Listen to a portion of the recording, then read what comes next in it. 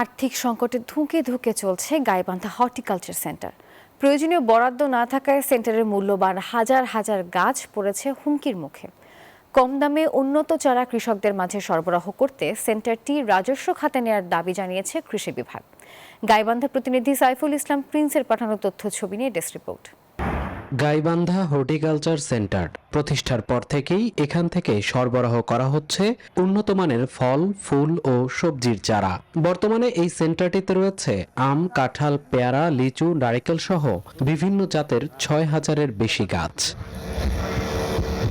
কিন্তু সেন্টারটিতে বর্তমানে নেই কোনো অর্থ বরাদ্দ, তাই এখানকার কার্যক্রম মারাত্মকভাবে ব্যাহত হচ্ছে। এছাড়া অন্য অফিসের কর্মকর্তা দিয়ে চলছে এখানকার কার্যক্রম।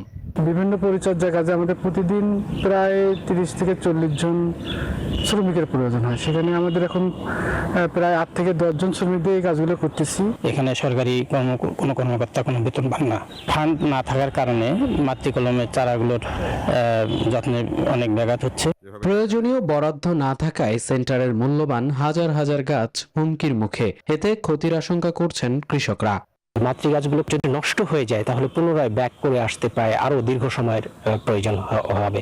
ফলে এই এলাকার কৃষক, এই এলাকার জনগণ মানসম্মত চারা কলম প্রাপ্তিতে অসুবিধার মধ্যে পড়ে যাবে। গাইবান্ধা হর্টিকালচার সেন্টারটি প্রকল্পের আওতায় নিয়ে আসার দাবি এই কৃষিবিদের। এই সেন্টারে প্রচুর সম্ভাবনা রয়েছে। আমরা আর্থিক সংকটের কারণে কোনো ধরনের কার্যক্রম পরিচালনা করতে পারছি না।